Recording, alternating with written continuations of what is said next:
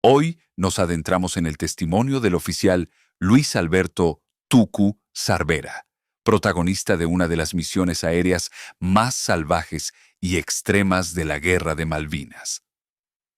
En aquellos días finales del conflicto, Sarvera era un oficial de escuadrilla plenamente apto para el combate y piloteaba un A-4B Skyhawk, un avión exigido hasta el límite en cada salida, enfrentando defensas, cazas enemigos y un cielo que no perdonaba errores. No estás preparado para lo que viene, porque nadie lo está cuando sabe que va a entrar, pero no sabe si va a salir. No te dijeron que era imposible, pero tampoco te dijeron que era viable, solo que había que hacerlo, que el objetivo estaba en las islas, que el cielo iba a estar lleno de amenazas y que el margen de error era exactamente cero. Estás a punto de despegar rumbo a Malvinas. No eres un nombre famoso, no eres un héroe de manual. Eres uno más entre hombres jóvenes, con frío en las manos, combustible justo y una certeza, incómoda, latiendo en el pecho. Si algo falla, nadie va a poder ayudarte. Mientras avanzas, el mar se vuelve una trampa. Vuelas tan bajo que el agua ocupa todo tu mundo.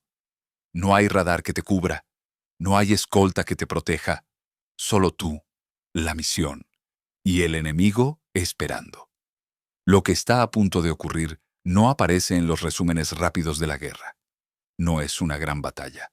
Es una sucesión de segundos mal contados, decisiones al límite y situaciones que no estaban en ningún plan.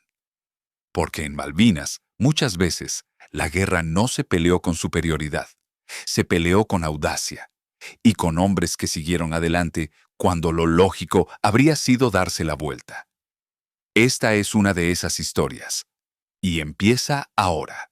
Yo era Luis Alberto Tucu Sarvera, oficial de escuadrilla, apto para el combate, piloto de A-4B Skyhawk, un avión noble, pero llevado más allá de lo que había sido pensado. Cada misión lo exigía al límite, y a nosotros también. Aquellos días ya no se volaba con margen. Se volaba con fe, con cálculo fino y con la certeza de que el regreso nunca estaba garantizado. El enemigo tenía radares, misiles, cazas modernos. Nosotros teníamos entrenamiento, disciplina y la decisión de no fallar. Las órdenes eran claras, pero la realidad siempre era distinta cuando las ruedas dejaban la pista. Una cosa era el plan.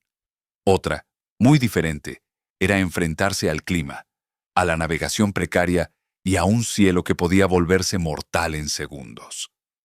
Mientras avanzábamos hacia las islas, entendí algo que solo se aprende ahí arriba.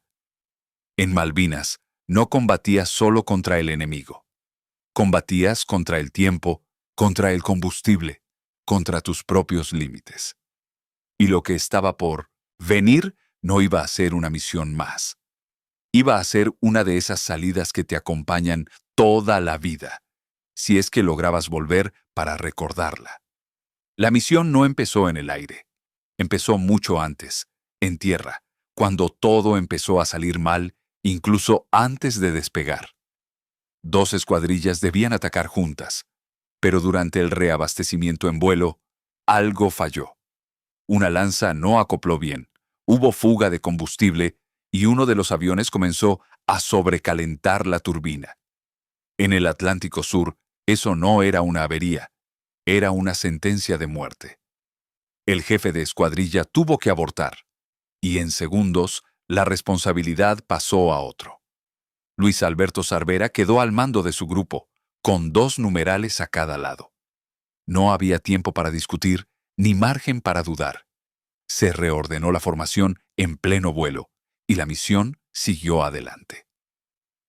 El problema era el clima. Capas y capas de nubes, lluvia constante, visibilidad mínima. Los sistemas de navegación eran precarios. No había GPS. No había ayudas modernas. El rumbo se mantenía siguiendo apenas las estelas que dejaban otros aviones sobre el mar. Perderse significaba quedarse sin combustible. Y quedarse sin combustible ahí abajo significaba no volver. Aún así, siguieron. Porque a esa altura de la guerra, nadie volaba pensando en comodidad. Se volaba porque había que hacerlo. Y mientras el reloj avanzaba hacia la hora exacta del ataque, una sola idea se imponía en cada cabina: llegar al objetivo o no regresar. Malvinas apareció de golpe, no como en los mapas, sino como un muro oscuro que surgía entre la niebla y el mar. Los aviones volaban pegados al agua, tan bajo que cualquier error podía terminar contra el océano. Al acercarse a la costa, tuvieron que levantar apenas el morro para superar un acantilado. Fue en ese instante cuando apareció algo inesperado. Un helicóptero enemigo cruzó frente a ellos. Duró segundos, los suficientes para entender el peligro. Si ese helicóptero avisaba, toda la defensa británica se activaría. Misiles, artillería antiaérea, cazas Harrier. No habría escape. Aún así, no se rompió la formación. No hubo maniobras bruscas. Continuaron como si nada hubiera pasado, confiando en el silencio y en la velocidad. El clima seguía jugando su propia guerra: nubes bajas, lluvia, capas superpuestas que desorientaban incluso a los pilotos más experimentados. La navegación era casi intuitiva. El radar de Malvinas confirmó algo clave. Los Harrier estaban en el aire, pero no los veían a ellos. Eso significaba una sola cosa: todavía no habían sido detectados.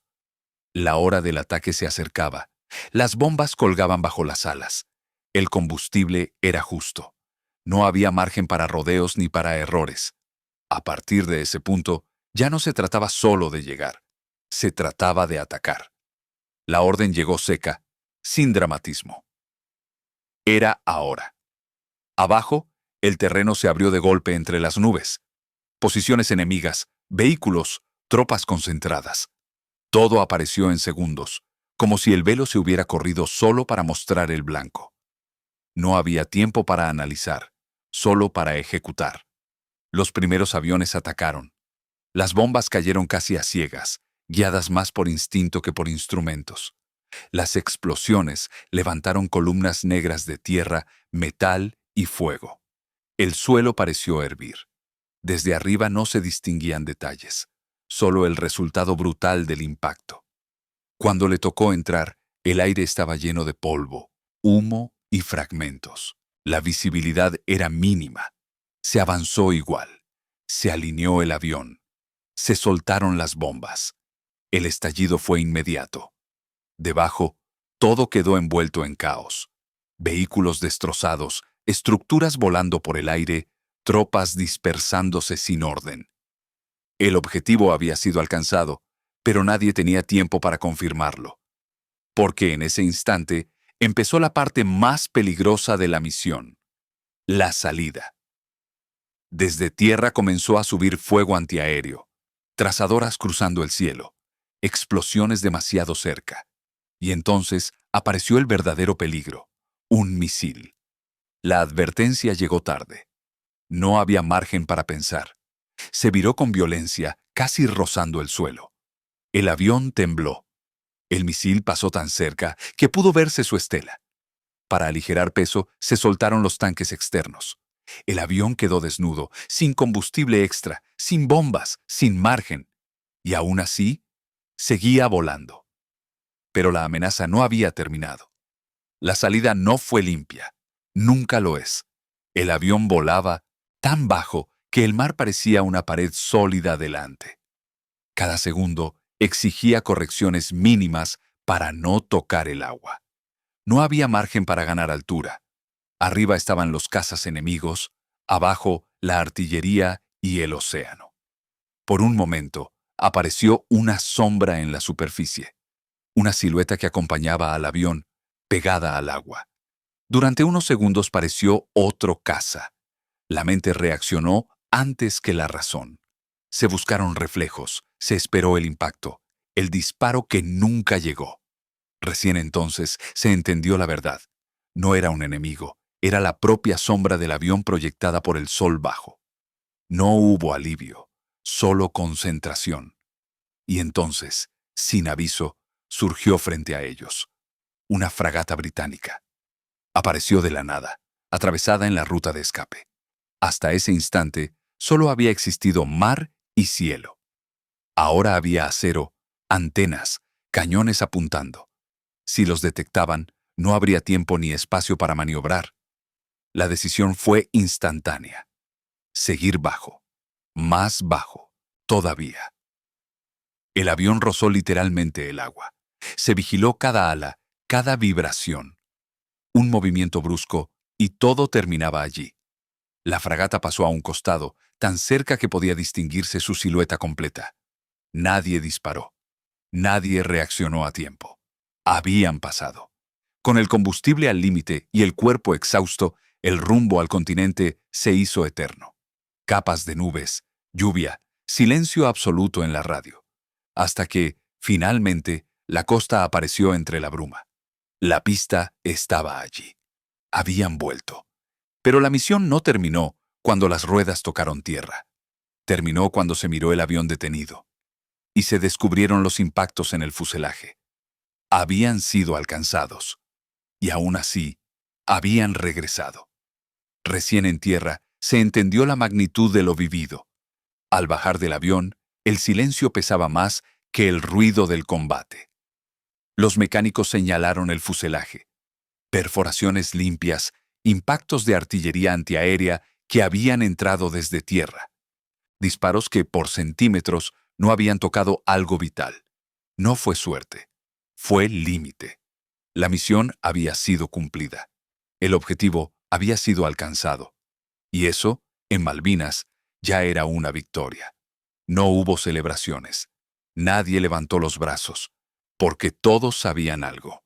Esa guerra se estaba peleando misión por misión, vuelo por vuelo, con hombres que salían sabiendo que tal vez no volvían. Cada regreso era una excepción, no una garantía. Al día siguiente, la guerra terminó. Nunca se supo con precisión cuánto daño se había causado en tierra. Los informes quedaron incompletos. El conflicto se cerró antes de que alguien pudiera medirlo todo. Pero eso no cambió lo esencial. Aquella misión demostró que, incluso en inferioridad, incluso sin tecnología comparable, había pilotos dispuestos a entrar igual, a volar bajo, a aceptar el riesgo completo, a cumplir. Malvinas no fue solo una guerra de mapas y decisiones políticas. Fue una guerra de personas, de hombres que despegaron sabiendo que la misión podía costarles la vida. Y que aún así fueron. Suscríbete y no dejes que estas historias se pierdan.